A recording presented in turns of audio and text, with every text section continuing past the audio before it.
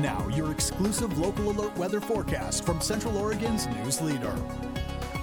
We had some gray skies today, although there were pockets of blue at times, but generally we're now getting into the rainy pattern again, and that should linger through the night tonight. Here's a view from the Aubrey Butte area, and you can see the water on the lens, and the lens kind of shaking a bit in the wind, and not much blue in this shot as well. So let's see what's happening down on the roadways as we look at the Madras Bend, Prineville, Redmond, Sisters, and Lapine areas. Everybody has a wet road, and there's rain coming down in Lapine. It looks a little angry there in Madras as well. So this is what we're tracking. The rain will continue with this persistent pattern of precipitation through the night tonight, and we're going to see rain again on Thursday, and the winds are going to come back Thursday, just not as robust as today, and we had gusts today generally in the 30 to 45 mile an hour range. Tomorrow they'll be in the 20 mile an hour range. It'll be noticeable and a bit problematic, and then we're drying out as we head into the weekend. So let's look at those gusts first.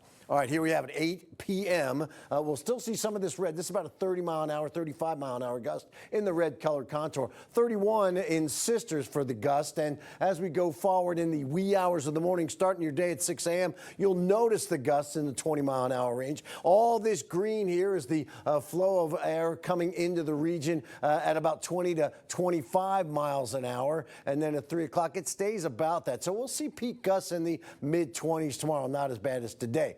Here's what's going on. We had a cold front that slid through Central Oregon and is now exiting the region off to the east. There's moisture out ahead of that and some gusty winds, but we're also seeing some gusts come in around a large area of low pressure up in the Gulf of Alaska, and you can see the flow of moisture streaming in from the south and west. So as we stop it here, what I'll point out to you is the fact that we're going to continue to see this stream through the area, one right after the other throughout the night tonight, and you can even see some more aggressive moderate rainfall activity there around Salem. So as we put it into the future track mode, gusty winds off to the east. We're still gusty and a bit robust, but not as bad as we've seen. What we're looking at is these bands of showers that came through overnight will taper off by 8 a.m. to cloudy conditions. A warm front moves on through, and behind the warm front in that warm sector is going to be some more wet weather in the area, especially in through southern portions of the Oregon area, south central portions. But we'll see a lot of rain again tomorrow. Then another cold front comes through but dissipates as it gets into the region, so we're not going to feel a colder pattern. In fact, we're going to warm up as we get toward the weekend, but we are starting to see things drying out on Friday.